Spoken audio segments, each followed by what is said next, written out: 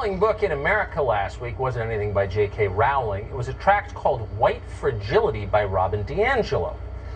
It's a hit, and not a small hit. White Fragility has sold so many copies that the paperback edition is out of stock on Amazon. Schools and companies across the country are ordering it in bulk. Deloitte is pushing it, so is NBC and Harvard Business School. The CEO of American Airlines was recently photographed reading the book. This fall, White Fragility is likely to be required reading at your children's school. You may soon be told to study it on a corporate retreat, so it's worth knowing what it is. What's it about exactly? We read the book, and we'll sum it up for you in 4 words. White people are racist. Not just racist white people, all white people, whether they're 6 years old or 100 years old. All of them are by definition racist. They are racist because they are white. Only white people are racist. No one else is. Robin DiAngelo tells people this for a living. She's a professional anti-racist educator. She shuttles between schools and boardrooms telling people that their DNA make them evil. She makes big money doing this.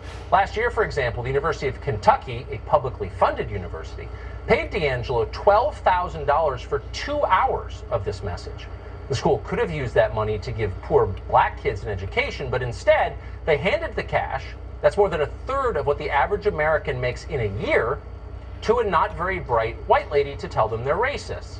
In other words, Robin DiAngelo has a very good gig. Of course, not everyone likes her message. Telling people they're racists is fine if they actually are racists. But what if they're not racists? And most people in this country are not.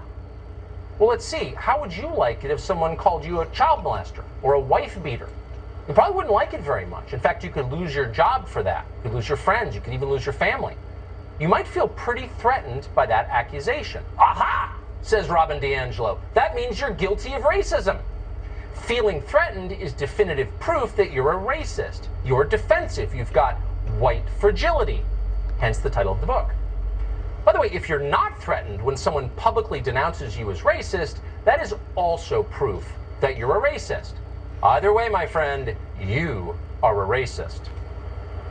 Logic is clearly not Robin DiAngelo's specialty. Neither is literate writing or clear thinking. She is a complete and total idiot. That's one thing you learn by the end of her book. And yet our leaders treat Robin DiAngelo with great respect. They think she's a genius. That tells you everything about them and also the moment we're living in. The dumbest people suddenly have the most power. In the book, DiAngelo goes on to make a number of other ridiculously false claims, laughably false.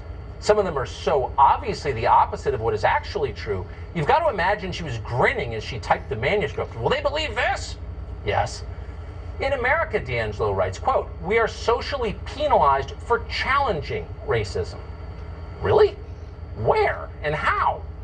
The country the rest of us live in, the United States of America, hates racism. Hating racism is effectively our national religion. Every organization we have is organized to stamp it out. Commit racism and the FBI shows up. Come on, it's just too absurd to be real. But Robin DiAngelo isn't really trying to convince anyone.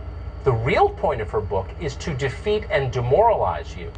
DiAngelo claims that everything you really want, everything that people of every color really want in every society in the world, is a sign of white racism. You want to live in a safe neighborhood? You're racist for that. You want to send your kids to a decent school? You're a racist for that.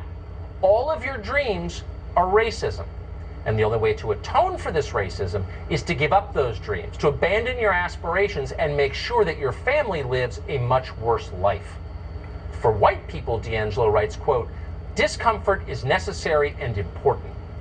Needless to say, DiAngelo does not address the millions of white people in this country who already live in perpetual discomfort because they are impoverished. She doesn't mention the entire counties in rural America where virtually no adult man has a full-time job, where there are no dentists because no one can afford to go to the dentist. Robin DiAngelo has never met people like that. No doubt she would hate them if she did. Instead, DiAngelo's book is effectively addressed to entitled urban professionals as silly and frivolous and self-loathing as she is her friends. In DiAngelo's world, economics play no role in anything. They don't matter. Everyone she knows has a high-status job and a secure job. They're not worried about unemployment. They don't care about income inequality. They're on the right side of it. These aren't problems for them. Remember, DiAngelo herself gets paid $6,000 an hour to talk. She's not concerned about paying the rent. And in fact, D'Angelo explains at one point, worrying about economic injustice is just another symptom of, brace yourself here, racism, of white fragility. Get it? Maybe you're starting to understand why corporate America absolutely loves this book. Why? Because Robin DiAngelo absolves them of their crimes. Apple and the health insurers and the credit card companies get off scot-free because the real problem, Robin DiAngelo tells them, is white racism. And what a relief that is for them to learn. $6,000 an hour is a small indulgence to pay for that kind of forgiveness. Thank you, Reverend DiAngelo. We appreciate the house call. In sum, White Fragility is an utterly ridiculous book. Its ironies are so profound they make your head spin.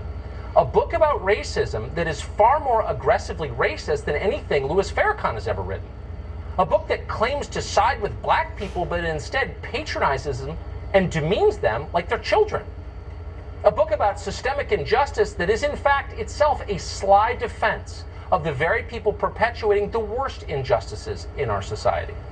Everything about White Fragility is poisonous garbage, and that's not an overstatement.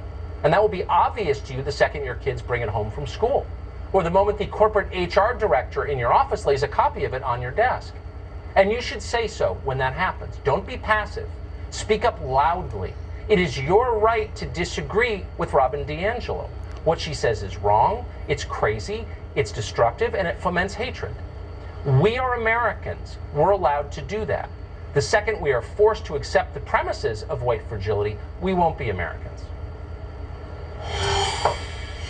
By the way, the main reason that a crackpot racetrack like White Fragility, and many books like it, spread so rapidly in this country is because of American higher education. It's filled with rot, and that rot spreads. Even now, our public K-12 schools are woke propaganda mills promoting racial division and hatred of the country that makes them possible. Tomorrow we'll have a guest on to explain just how deep the rot has gone. It's not a segment you want to miss.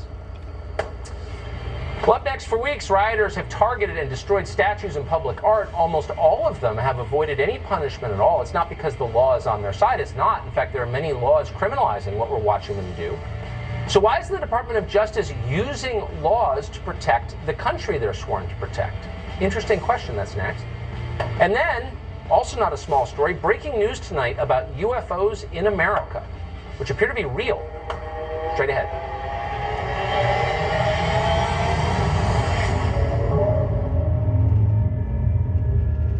Michael's